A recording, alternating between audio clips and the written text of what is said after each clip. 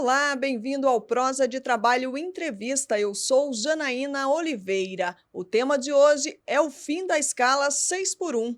O projeto que reduz a jornada semanal está em análise no Congresso e o debate é urgente. Para entender a importância do fim da escala 6 por 1 para o trabalhador, eu converso com o procurador Raimundo Lima, titular da Coordenadoria Nacional de Defesa do Meio Ambiente do Trabalho e da Saúde do Trabalhador e da Trabalhadora, a CODEMAT do MPT. Procurador, seja muito bem-vindo.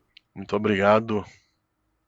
Bom, doutor Raimundo, quais os desafios aí do MPT para proteger trabalhadores e trabalhadoras de jornadas exaustivas?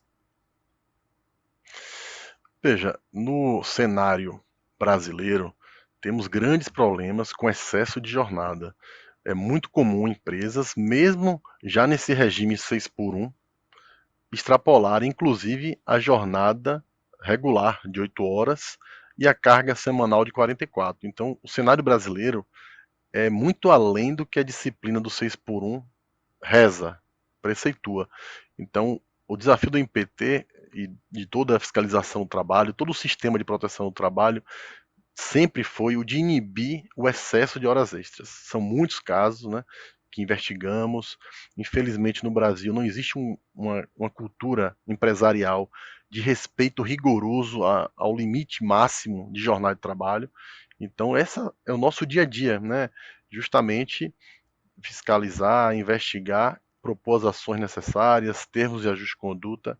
É um desafio muito grande porque existem muitas empresas no Brasil, grandes empresas, e que infelizmente descumprem já o que já é estabelecido como piso mínimo, patamar mínimo de direitos, que é justamente a escala 6 por 1, que está prevista em lei hoje, né, com todos os problemas que ela causa, mas há uma previsão legal.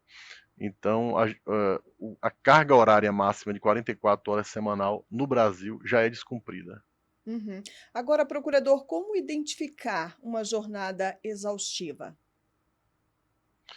A legislação traz, inclusive, jornada exaustiva como um dos elementos do tipo penal, redução do trabalhador à condição análoga de escravo, né? Então você vê como a legislação penal brasileira já caracteriza, já traz como elemento do tipo penal trabalho escravo, condição análoga de escravo, a jornada exaustiva. Só que o legislador brasileiro não colocou, não deixou claro o que seria jornada exaustiva.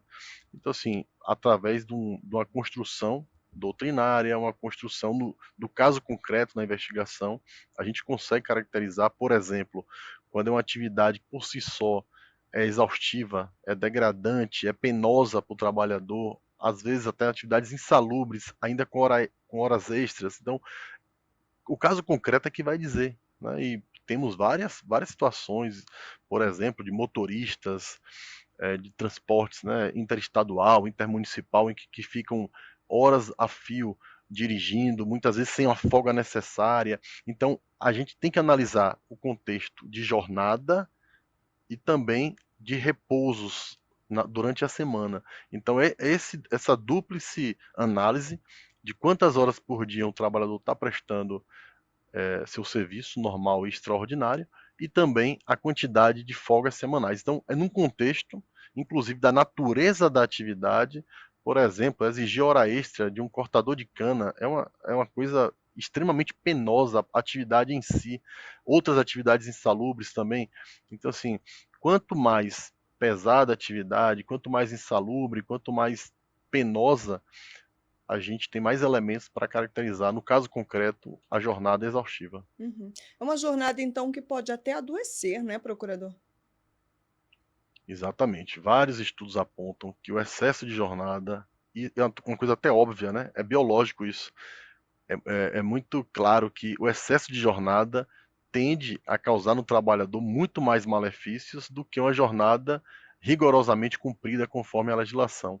E vários estudos, e vários casos concretos de investigação do Ministério Público do Trabalho, condenações da Justiça do Trabalho, apontando, criando essa relação entre o excesso de jornada com o adoecimento do trabalhador, adoecimento físico e mental. Então, existe uma clara relação entre quantidade de trabalho e ritmo de trabalho. É bom te deixar bem claro que algumas empresas, além de impor um excesso de jornada, também um ritmo de trabalho através de metas de cumprimento diário, metas às vezes que são inalcançáveis para a maioria das pessoas. Então essa combinação entre ritmo de trabalho e jornada excessiva tem causado muito adoecimento decorrente do trabalho. Agora, nesse contexto, procurador de abusos, o que que a redução da escala 6 por um poderia melhorar aí para o trabalhador, para a trabalhadora? Veja, no primeiro passo, identificamos a quantidade de repouso do trabalhador vai aumentar. Isso é isso já é uma coisa excelente do ponto de vista ergonômico, do ponto de vista da saúde e da segurança do trabalho. Vai reduzir a exposição ao trabalho e aos seus agentes causadores de doenças, né? Isso já é evidente, né, com a redução de jornada e o aumento, principalmente o aumento de dias de repouso. Se a gente imaginar as grandes capitais, né, os grandes centros urbanos, ainda tem a questão do deslocamento para o trabalho. O deslocamento do trabalho também é um fator de estresse, né? A gente sabe muito bem disso. Quem trabalha em grandes cidades sofre esse impacto. Então, se você diminui o tempo do trabalho do ponto de vista semanal, né, criando mais um dia ou 2 dias de folga, isso se transforma em qualidade de vida. É tempo que o trabalhador deve e deve, né? Eu digo que deve dispor para cuidar da sua saúde física e mental, para fazer atividade física, tudo aquilo que a gente ouve da medicina, né? Que os médicos apontam, a necessidade da atividade física regular, também buscar uma alimentação adequada, né? Essa combinação gera maior capacidade, inclusive, para o trabalho. Isso é tão evidente, né? Eu acho que essa discussão não é contra as empresas, né? É claro que o empregador tem que ser ouvido nesse processo, porque ele é aquele que demanda trabalho. Eu não digo nem que ele gera trabalho, ele demanda, ele precisa do trabalhador.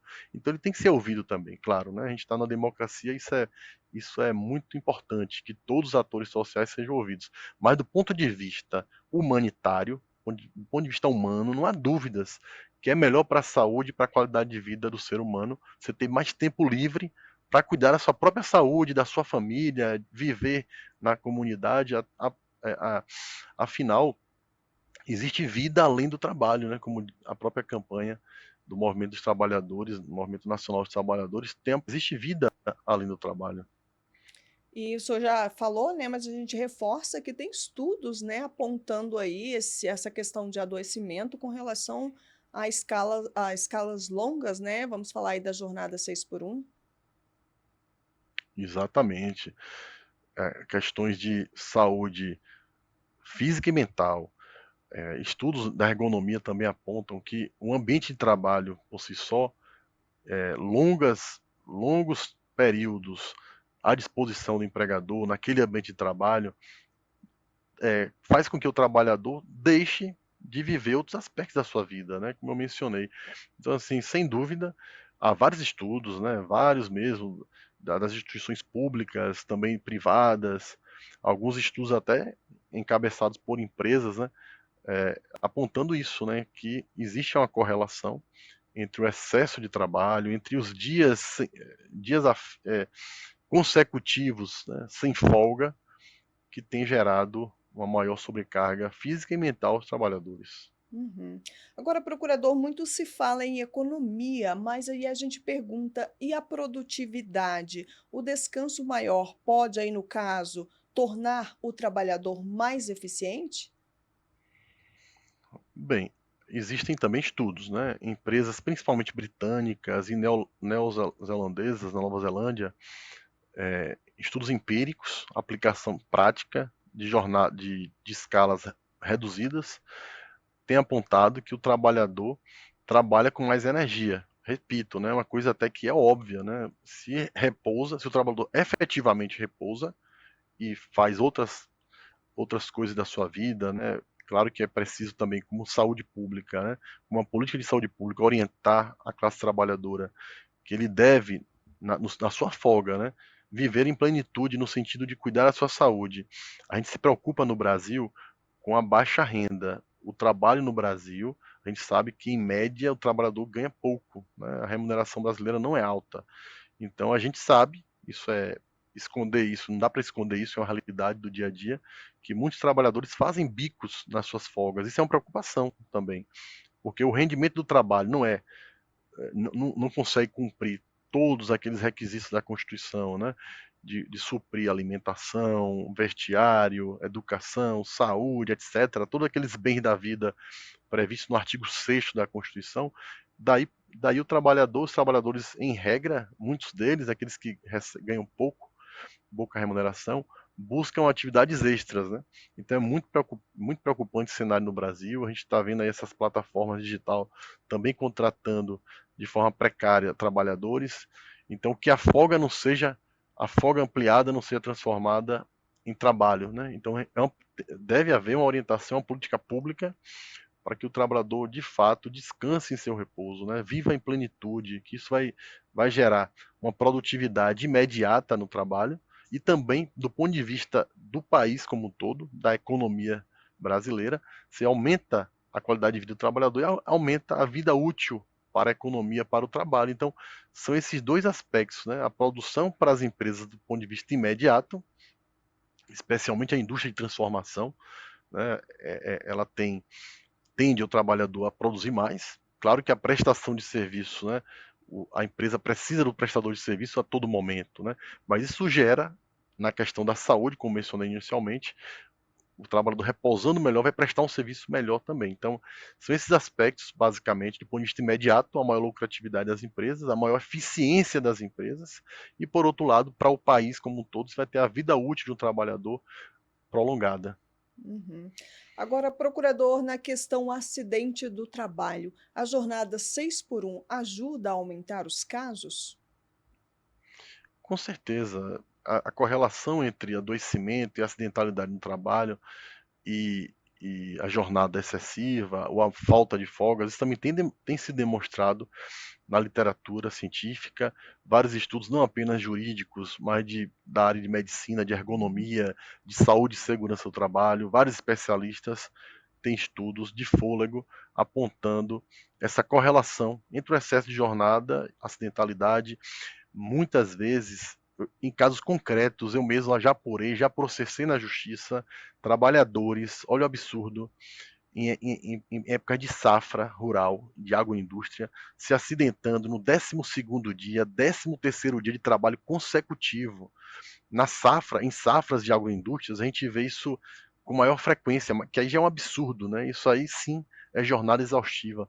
Nesses casos concretos, eu enquadrei na petição inicial, a justiça condenou em alguns casos, em outros houve acordo judicial, justamente em jornada exaustiva, porque trabalhadores laborando, imagine, isso já existe no Brasil, no 12º dia consecutivo, 13º dia consecutivo, e não por acaso o acidente fatal, inclusive, ocorreu nesse período, né, de um prolongamento de uma jornada, de uma duração do trabalho por mais de 10, 11, 12, 13 dias. Então, a gente tanto aponta do ponto de vista empírico, nas investigações do Ministério Público ou da Auditoria Fiscal do Trabalho, que também fazem análise de acidentes do trabalho, e também da literatura científica na área de ergonomia, saúde e segurança. Procurador, existe também o receio de que a redução da jornada leve aí à redução de salários ou mesmo à pejotização, como a gente conhece bem, uma pejotização forçada, né? Como é que o senhor observa essas possíveis manobras? Ó, veja, nesse aspecto, a própria reforma trabalhista já teve essa tentativa de flexibilização das regras trabalhistas. Então, assim, o fato que alguns apontam, olha, se prevê mais direitos para os trabalhadores, tem um risco de se precarizar ou de se pejotizar. Isso sempre existiu, independentemente de um novo direito estar sendo surgido, um direito legítimo, é uma luta, uma conquista dos trabalhadores desde o início da proteção do trabalho, desde o início da Organização Internacional do Trabalho, lá no início do século passado, a luta dos trabalhadores foi por melhores condições contratuais, melhores condições de direitos trabalhistas. Então esse discurso é de quem realmente, né, não quer que os trabalhadores galguem, né, novos direitos, uma vida melhor. Então assim, esse discurso também sempre foi utilizado, o que na prática a gente verifica, e aí é uma questão também que, infelizmente, a gente, por parte de um bom número de empregadores, né, e de uma sociedade também que pensa assim, de que as normas trabalhistas devem ser flexibilizadas a bem dos empresários, né? A luta da reforma trabalhista, que os empresários foram realmente para cima do Congresso Nacional, conseguiram emplacar a última reforma trabalhista, flexibilizando vários direitos trabalhistas. Essa luta tinha esse discurso: precisamos flexibilizar, o mundo mudou. O discurso é esse, né? O mundo mudou, então a gente precisa, existem novas tecnologias. Isso sempre é utilizado, esse discurso, para facilitar a vida do empresário, do empregador. Por que não também se flexibilizar em benefício dos trabalhadores, né? Já que existem novas tecnologias, dizem que o mundo do trabalho mudou, por que não muda para melhor para os trabalhadores, para cuidar mais da sua vida, da sua saúde, da sua família, para que os trabalhadores possam conviver mais com seus filhos, com a sua religião, com o seu esporte, com o seu lazer, com o seu turismo.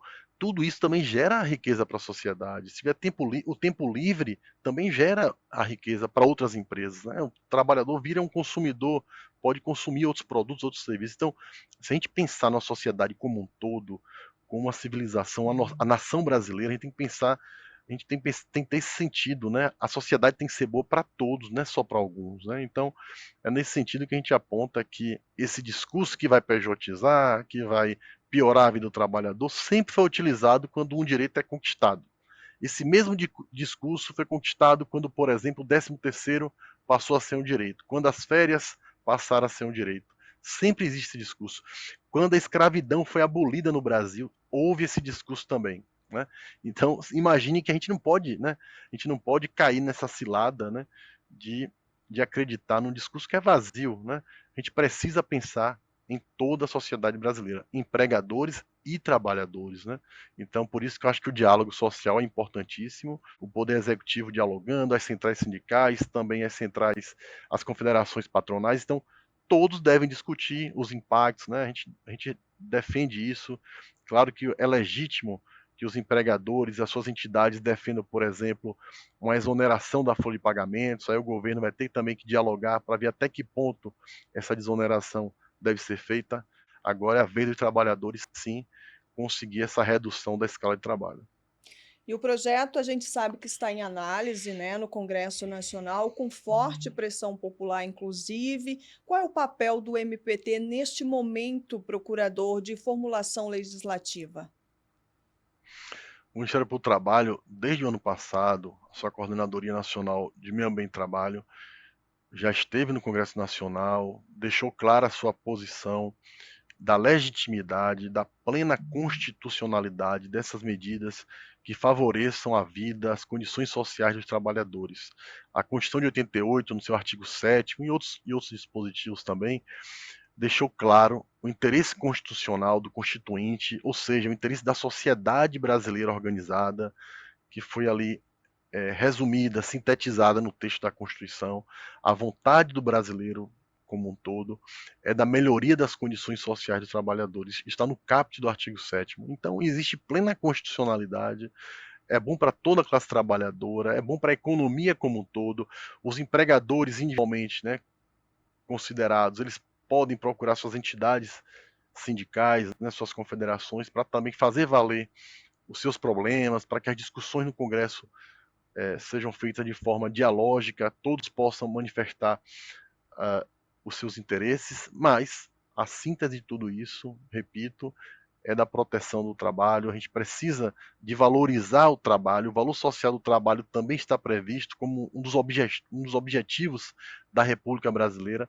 Então, nesse sentido, o Ministério do Trabalho contribui com essas manifestações sociais, né, com a possibilidade do diálogo com o Congresso, para que a gente possa apontar para eles essa realidade de que mesmo a escala 6x1 ela é descumprida no Brasil de forma absurda. Já mencionei aqui casos de acidentes fatais envolvendo turnos de trabalho, regime de trabalho que ultrapassa 12x1, 13x1.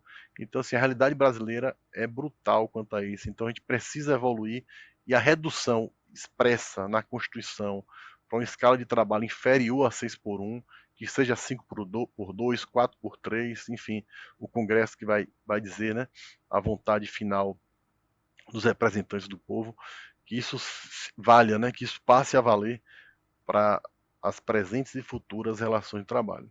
Ou seja, o trabalhador pode contar então com o MPT neste momento. Exato, né? A gente defende, inclusive, que a Constituição diz, né? Acima de tudo, é o que o ordenamento brasileiro diz: a luta pelas condições melhores, condições sociais melhores para a classe trabalhadora. Isso aí não é apenas questão de fato, é questão jurídica. Então, o Ministério do Trabalho se agarra na Constituição e se agarra quem precisa ter uma vida melhor, para produzir melhor, para a sociedade poder ser uma sociedade realmente para todos. Procurador, enquanto a lei não muda, o que que o trabalhador que se vê aí diante de jornadas exaustivas pode fazer então?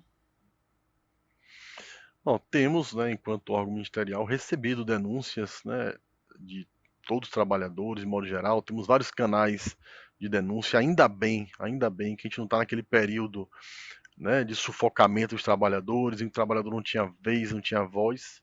Né? Hoje existem vários canais de denúncia, tem o nosso site, tem os canais também dos telefones, né, que a gente recepciona denúncias. Em toda a capital do Brasil tem unidade do Ministério Público do Trabalho. Também existem unidades em vários interiores, né, no Brasil. A gente conseguiu fazer uma interiorização interessante do Ministério Público do Trabalho. Além do Ministério Público do Trabalho, temos a Auditoria Fiscal do Trabalho, né, que é o famoso Ministério do Trabalho e Emprego, com as suas unidades espalhadas. Né? Então, são os canais públicos em que os trabalhadores podem buscar denunciar os casos. Há casos em que o Ministério do Trabalho vai atuar, porque existe uma repercussão social grande. Há outros casos que a Auditoria Fiscal do Trabalho faz a sua fiscalização de rotina e a gente encaminha para a fiscalização do trabalho. E também há os sindicatos dos trabalhadores, que são importantes agentes, atores, que devem colaborar também com a proteção trabalhista no Brasil. E a Justiça do Trabalho é aquele órgão que vai recepcionar as ações civis públicas, as reclamações trabalhistas, as ações sindicais. Então esse aglomerado, né, vamos dizer assim, de instituições públicas e os sindicatos, no caso, né, da sociedade civil, que tem o dever de provocar, e tentar alterar esse cenário de descumprimento da lei trabalhista. Denúncia, então, é fundamental, né, procurador? Agora, ela pode ser de forma anônima, por exemplo, porque tem muito trabalhador que tem medo de denunciar, né? Exato. Existe autorização, existe, na verdade, uma determinação do Conselho Nacional do Ministério Público e do próprio Conselho Superior do Ministério Público do Trabalho, da plena legitimidade e possibilidade da denúncia anônima. Então, o trabalhador pode denunciar com anonimato ou requerer o sigilo da sua identidade, são duas formas em que protege o trabalhador. Mas o que a gente pede nessas denúncias, que a gente chama até de notícias de fato, né? Quando o trabalhador for apresentar essa denúncia, essa notícia de fato, que traga detalhes, né? A gente tem recebido denúncias muito amplas, muito vagas, que dificulta o início da investigação. Então, que se possa, né, que os trabalhadores possam trazer os fatos ao Ministério Público do Trabalho com mais detalhes, o número de detalhes possível, né, o maior número de detalhes fáticos, né, quais são as jornadas, qual a, a média de descumprimento, se possível, né, ou mesmo a repetição, né, como se repete essa exigência de jornada excessiva ou mesmo exaustiva. Se possível, identificar bem claramente grupos de trabalhadores, se possível, evidentemente, é, é, também ter o cuidado de identificar o empregador. A gente recebe às vezes denúncia que o denunciante esquece até de informar qual é o empregador. Então, que a denúncia seja no máximo qualificada. Se o trabalhador tiver a possibilidade de procurar até mesmo um advogado, né? Às vezes os trabalhadores têm acesso a advogados dos seus próprios sindicatos, melhora o nível da denúncia. Então, são detalhes importantes para o início de investigação. Bacana, procurador. Para a gente encerrar, então, deixe uma mensagem aí para a sociedade, para o trabalhador, trabalhadora, a respeito do fim da jornada 6 por 1. É dizer o seguinte, que a luta dos trabalhadores é legítima, Os trabalhadores têm que ter isso como a sua pauta, inclusive de luta pela vida, por uma melhor qualidade de vida, inclusive quando for votar agora, né, procurar dialogar com aqueles parlamentares, aqueles políticos que defendam também os seus interesses, isso é importante, né, porque independentemente a gente vê também deputados, senadores, tanto aqueles do campo progressista de defesa dos trabalhadores, mas também alguns que reconhecem, né, a legitimidade da luta, alguns que são mais voltados ao meio empresarial, mas têm uma visão democrática de sociedade. Então, é isso que a gente prega, é que a sociedade, para ser uma sociedade melhor, para que a gente evolua enquanto ser humano, enquanto civilização brasileira, a gente precisa do diálogo com todos os atores sociais. Então, as primeiras lutas sindicais, lá do início do século passado, e até mesmo do final do século XIX, foram justamente por melhores condições de trabalho, isso envolvendo inclusive remuneração e jornada. Foi uma conquista histórica a limitação da jornada de trabalhadores. No início do capitalismo, havia jornada de 20 e 21 horas por dia, né? Trabalhadores que trabalhavam até exaustão. Então, a redução da jornada foi uma conquista, e a redução ainda maior é uma luta que sinaliza por um futuro melhor. Então, a gente precisa realmente pensar, como eu mencionei inicialmente, a sociedade como um todo, né? Não é, a sociedade só é boa quando é boa para todos e não para apenas uma parte da sociedade. É isso. Procurador Raimundo Lima, muito obrigada pela participação.